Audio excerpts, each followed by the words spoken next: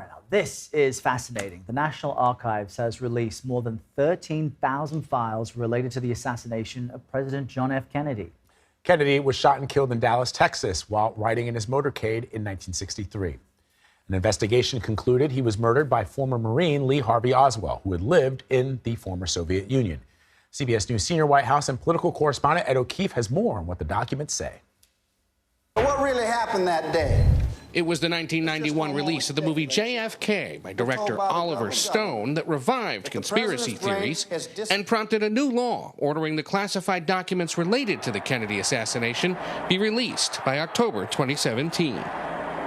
But then President Donald Trump pushed back the release date, citing national security concerns. And President Biden gave agencies until yesterday to release most of the rest. President Biden believes all information related to President Kennedy's assassination should be released to the greatest extent possible. The release includes a document detailing how the CIA intercepted an October 1963 phone call suspected Kennedy assassin Lee Harvey Oswald made while in Mexico City to the Soviet embassy, just weeks before that fateful day in Dallas. In broken Russian, Oswald asks an embassy employee if there's anything new about his application for a visa to the USSR.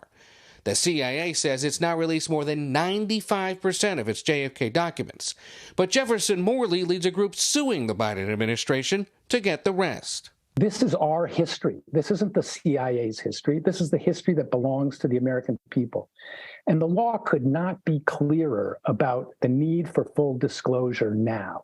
And the CIA is still dragging its feet.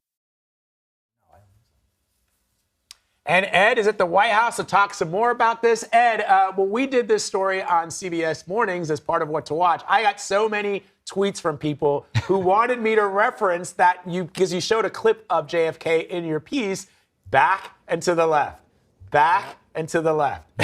But let's talk about these documents. Is there anything that is going to be revealing for the public, those folks who have not followed the trials and tribulations of getting these things out to the public eye? Is there going to be anything surprising in there?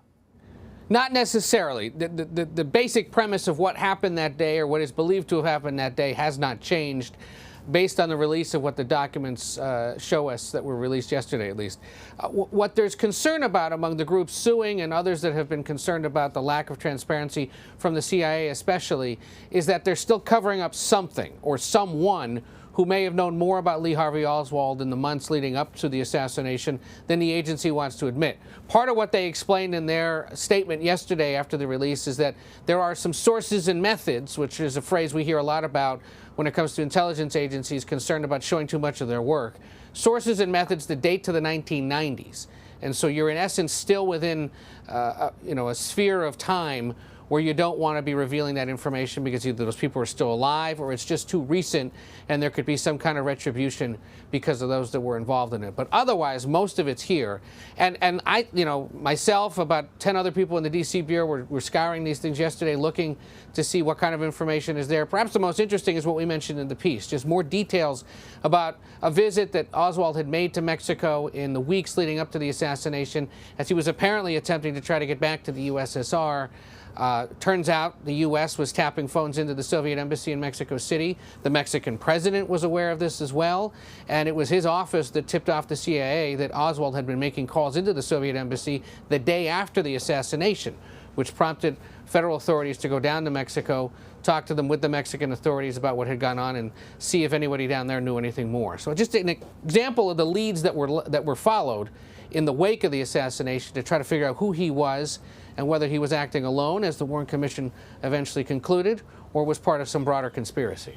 And it also helps explain why the suspicion, why the conspiracy theory, since there were these threads at the time. But for younger viewers who may not be aware, I mean, this incident was seismic. It captivated the country, the assassination of a particularly popular and charismatic president that some would argue changed the direction of the United States and, as such, the world. To your point, Ed, methods, sensitive methods may have been revealed in some of these documents, and so thousands of records are still being kept under wraps. Talk to us more about the full explanation for why even some aspects of this will remain hidden.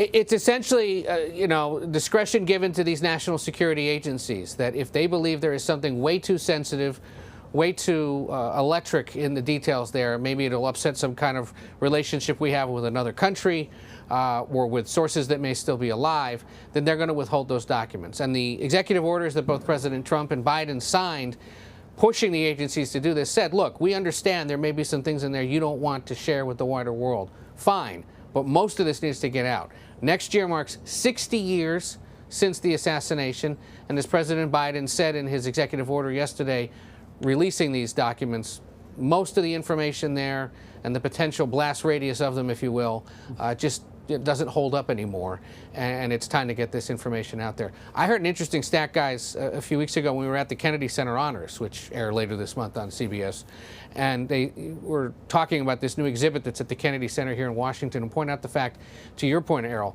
2/3 of Americans were not alive during the Kennedy presidency and have no real vivid or immediate recollection of what was going on at that time. But certainly, as you said, remains a critical moment in world history and really changed the course of this country. Yeah, and it's nothing like it has happened since, thankfully. Ed O'Keefe at the White House, great to see you. Thank you very much. Take care. All right, still to